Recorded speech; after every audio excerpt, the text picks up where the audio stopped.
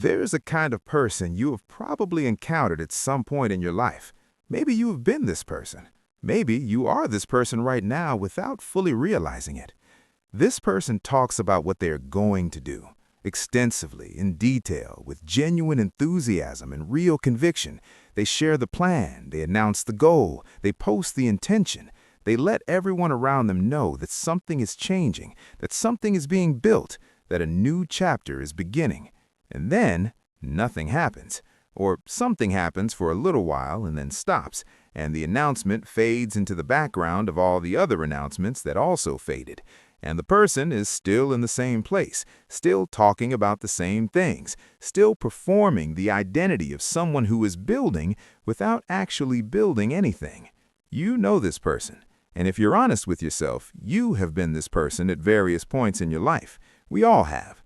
Because the announcement feels productive, the sharing feels like progress, the performance of intention feels like the beginning of something real. But it is not the beginning of something real. It is a substitute for something real. And the substitution is comfortable and compelling and available on demand and completely, utterly empty. Now I want to tell you about a different kind of person. This person says nothing. They do not announce the goal, they do not share the plan, they do not perform the intention for an audience, they do not post the early stages or the process or the journey or the struggle. They go completely quiet about what they are building and completely loud in the actual building of it. They are low-key, deliberately, strategically, as a choice made with full understanding of why the silence serves the work in ways that the performance never could. And they build themselves like a beast, not with the aesthetics of someone who wants to be seen building, with the actual relentless daily, no days off, no excuses, no audience required work of someone who is genuinely transforming. And months pass, 6 months, a year, and suddenly the people around them cannot explain what happened. The transformation is undeniable, the results are real, the capability is evident. The life has changed in ways that are impossible to fake or perform or manufacture from the outside. That is the person I want to talk to you about becoming today. Not the one who performs the journey, the one who takes it. Not the one who announces the building, the one who builds. Not the one who is seen trying, the one who succeeds. Low-key, like a beast, for however long it takes. Let us start with the psychology of why going low-key is not just a stylistic preference, but a strategic necessity for anyone who is serious about genuine transformation. When you share your goals with other people, something happens in your brain that is counterproductive to actually achieving them. This is not theory, it is documented psychology. When you announce an intention, your brain experiences a partial satisfaction of the desire that the intention represents. The social acknowledgement of your goal activates some of the same reward circuitry that the actual achievement of the goal would activate. You get a hit of recognition, of identity validation, of the feeling of being someone who is pursuing something meaningful without doing any of the actual work required to achieve it. And the result of that premature reward is a reduction in the drive to pursue the goal, because the brain has already received partial payment. The urgency decreases. The hunger that would have powered the daily work is partially satiated by the social performance of the intention, and the work suffers, not always visibly, not dramatically, but in the quiet, daily, compounding way that the difference between full motivation and partial motivation produces over months and years. The person who keeps their goals private does not receive this premature reward. Their hunger stays intact. The desire for the result stays fully present and undiluted by social acknowledgement. Every day the work must be done entirely for the work itself, not for the validation of having announced it, not for the maintenance of the identity that the announcement created, but for the actual result that only the work produces. This is a more demanding condition, and it is a more productive one. The private goal does not allow the comfortable performance of pursuit to substitute for the actual pursuit. It demands the real thing, every day, without the emotional support structure of public accountability and social validation. That demand is exactly what produces the beast-level building. because beast-level building is not comfortable. It is not designed for an audience. It is the kind of effort that happens in private, in the dark, in the spaces between the visible moments of life, sustained entirely by the internal hunger of a person who is keeping the goal sacred because they understand what exposure does to it. Keep it sacred. Keep it private. Let the hunger stay intact. Now I want to talk about what building like a beast actually means, because the phrase is easy to say and easy to nod along to and feel motivated by in the moment of hearing it, but the lived reality of what it requires is specific and demanding and worth being honest about. Building like a beast means showing up for the work on the days when you don't feel like it, not occasionally, consistently, with the understanding that how you feel about the work on any given day is irrelevant to whether the work gets done, that the discipline is not the discipline of the motivated days. Those days take care of themselves, but the discipline of the days when everything in you is looking for a reason to stop, to rest, to wait until tomorrow, to find the one version of the excuse that sounds most reasonable on this particular day. Building like a beast means those days look exactly like the good days from a results perspective. The work gets done, the hour is completed, the repetition is finished, the page is written, the call is made, the thing that needed to happen happened. Not with the same energy as the good days, not with the same output quality as the peak days, but happened. Consistently, without giving the feeling of the day the authority to determine whether the work occurs. Building like a beast means your standard is not the standard of the people around you, not the standard of what is expected, not the standard of what would be considered impressive by anyone watching. Your own standard, the internal, privately held, non-negotiable standard of someone who is genuinely trying to become the best version of what they are capable of. And that standard is almost always higher than what the visible world requires. It demands more on the days when less would be acceptable. It refuses to settle for adequate when excellent is available with more effort. Building like a beast means the process is more important than the audience, more important than the documentation, more important than the recognition of anyone who might be watching. The work itself, the actual doing, the actual building, the actual development of real capability in the real world, that is the only thing that matters. And every other thing, including the performance of the work and the acknowledgement of the work and the social identity built around the work, is secondary at best and destructive at worst. That is what building like a beast looks like from the inside. Unglamorous, unremarkable to anyone who cannot see the interior. Completely, radically committed to the substance of the thing over the appearance of it. Now let me talk about the specific areas of your life where this combination, the strategic silence of the low-key approach and the unrelenting commitment of the beast-level building produces the most significant transformation. The first area is your physical development, your body, the vehicle that carries everything else. The person who announces they are transforming their body and documents every workout and posts every meal and shares every struggle and performs every milestone, that person is not building the same way as the person who simply shows up and does the work and says nothing. Not because the documentation is wrong in itself, but because the motivation structure is different. When the workout is being done for the documentation, the accountability of the audience becomes part of the motivation. And that means on the days when the documentation feels burdensome, or when the expected engagement does not arrive, or when the audience loses interest, the motivation structure is disrupted. The workout becomes less likely. The consistency suffers. The person who builds in silence has a different motivation structure. The workout is done because it serves the transformation, because the body being built is the actual goal, not the visible progress toward it, because the discipline being developed is more valuable than any documentation of it.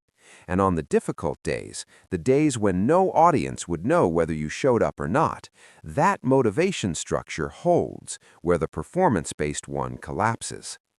Build your body in silence, not as a spiritual practice, as a strategic one. Let the transformation happen in private. Let the months of work compound without the interruption of the performance layer. And then let the result speak when it is ready to speak, not announced, but undeniable. The second area is your financial life, the building of financial capability, financial stability, and financial freedom.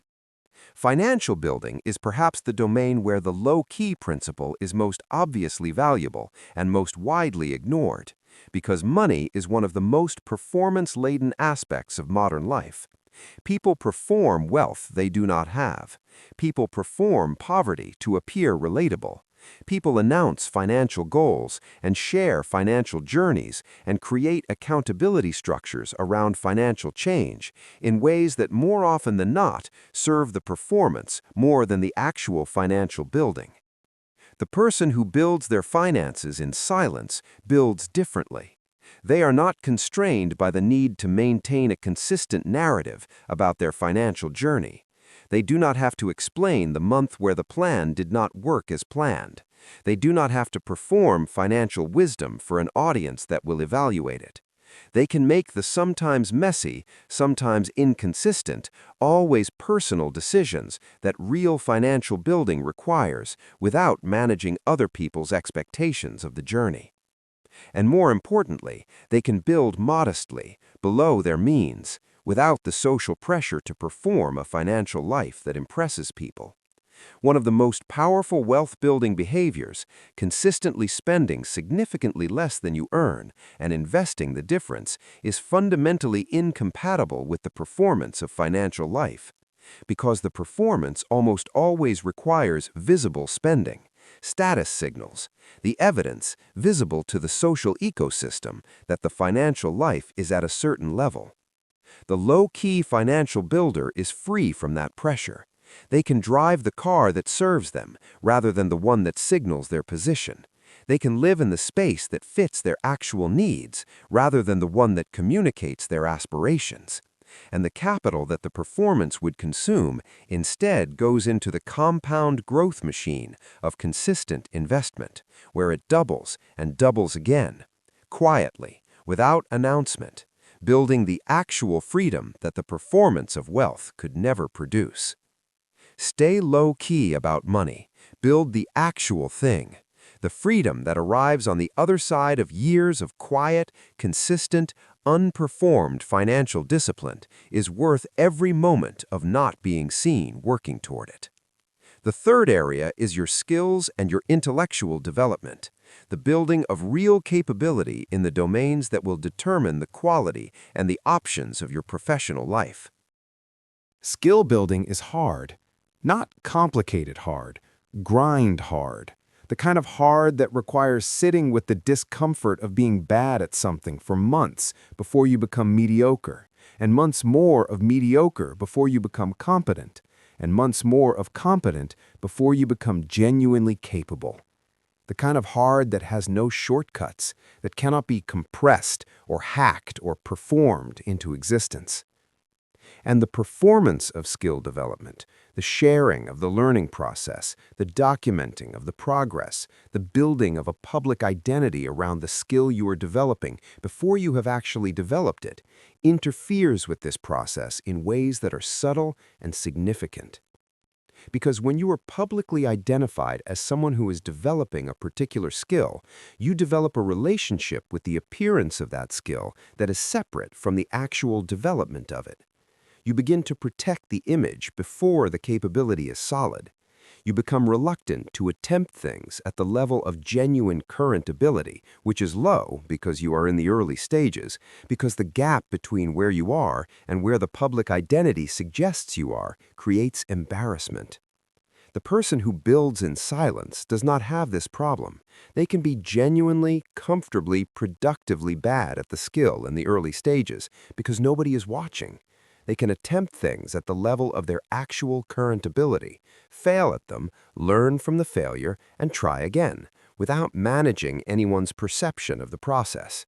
And this freedom, the freedom to be exactly as capable as you currently are, without the performance pressure of maintaining a more advanced public identity, accelerates the actual development dramatically. The most dangerous time in skill development is when you are publicly identified with a skill before you have genuinely built it, because from that point, the performance of the skill competes with the development of it. And in that competition, the performance almost always wins in the short term, and the development suffers in the long term.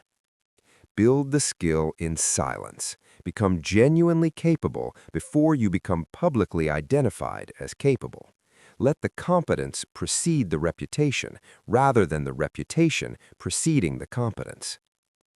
The fourth area is your mental and emotional development, the inner work, the building of the psychological foundation on which everything else rests. This is the area where the low-key principle is most important and most undervalued, because the inner work, the honest examination of your patterns, the confrontation of the beliefs that are limiting you, the grieving of things that need to be grieved, the rebuilding of the self-trust that years of broken promises may have damaged, this work is deeply private by nature. It does not photograph well. It does not translate into content. It is not shareable in any form that preserves its integrity. The moment you begin to perform your inner work, to share it, to document it, to build a public identity around the fact that you are doing it, the work itself begins to change. It becomes oriented toward the performance. The questions you ask yourself and the journaling that you are going to share become subtly different from the questions you would ask if no one were reading. The insights you report are the ones that make you look thoughtful and self-aware, not necessarily the ones that are most uncomfortably true. The vulnerability that genuine inner work requires is incompatible with the managed vulnerability of a performance. Do the inner work in absolute privacy, not because it is shameful, because it is sacred. Because the most honest, most confrontational, most genuinely productive version of self-examination only happens in the space where there is no audience to perform for, where the only witness is you, where the only standard is truth. Let the inner work happen in the silence. Let it change you from the inside without the distraction of the outside, and trust that when the transformation is real, when the patterns have actually changed, when the foundation has actually been built, when the inner work has actually done what inner work does, it will show in everything, not as something you report, as something you embody. Now I want to talk about the relationship between the low-key approach and the people around you, because this is where many people struggle, not with the work itself, with the social cost of the silence. When you go low-key, when you stop performing your journey, stop sharing your goals, stop building your identity around your pursuit, the people around you notice. And some of them will be fine with it. Some of them will be interested and supportive and completely undisturbed by your change in behavior. But some will not. Some will interpret your silence as distance, your focus as selfishness, your withdrawal from the social performance of your life as evidence that something is wrong, or that you think you are better than them, or that you no longer value the relationship. And this is a genuine cost, not an imagined one. Some relationships will experience friction because of your decision to go low-key. Some people will be made uncomfortable by your changed priorities. Some will push back against the boundaries you are setting around your time and your energy and your focus. And you will have to decide how much that friction is worth the transformation you are building. I want to be honest with you about this decision because it is not trivial. Real relationships, genuine, deep, meaningful connections with people you matter to, are worth significant accommodation. They are worth adjusting your pace for, communicating with honestly, making space for even when the focus is demanding. But the relationships that are threatened primarily by your decision to stop performing, by your withdrawal from the visibility layer, by your choice to be less available for the social consumption of your life, those relationships were not sustaining you in the way real relationships do. They were consuming you. And their discomfort with your low-key period is not evidence that the low-key period is wrong. It is evidence that those relationships were dependent on your performance in a way that your growth cannot accommodate.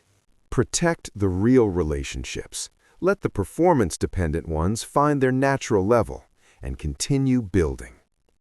The people who are genuinely for you, who care about the real you rather than the performance of you, will still be there when you come back, and they will be the first to recognize the transformation because they know you well enough to see it from the inside out.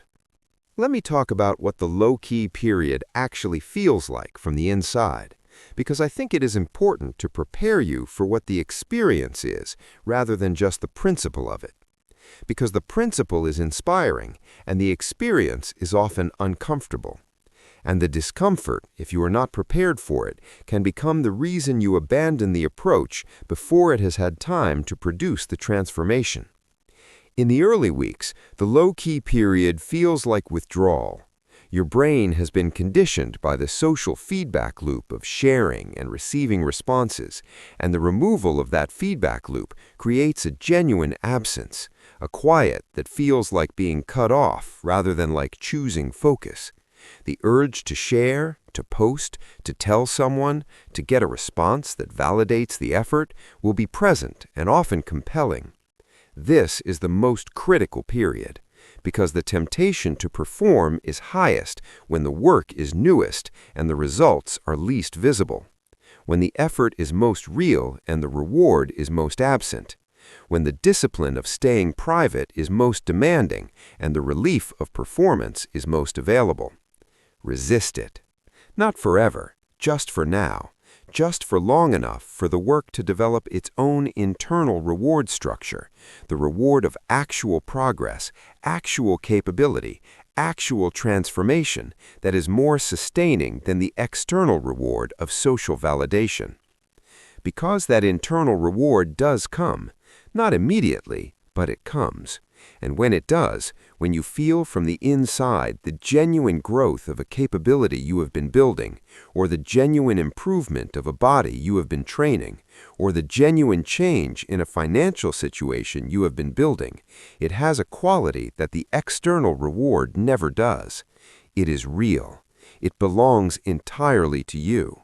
It cannot be taken away by the loss of an audience, or the decline of engagement, or the shifting attention of a social ecosystem that has moved on to the next thing. It is yours, built by you, in the silence, without anyone watching. And that ownership, that irreversible, internal, unperformable ownership of something genuinely built, is the most sustaining motivation available to a human being who is trying to create lasting change. Build toward that, even when the early discomfort of the silence makes the performance seem more immediately rewarding. Now I want to talk about the timeline, because one of the most important things to understand about the low-key beast-building approach is that it is not a short-term strategy. It is not a 6-week challenge. It is not a 30-day transformation. It is a season of genuine, extended, sustained work that requires a commitment to the process over a long enough period for the compound effect to produce something undeniable. That period is different for different goals and different domains. The financial transformation takes years.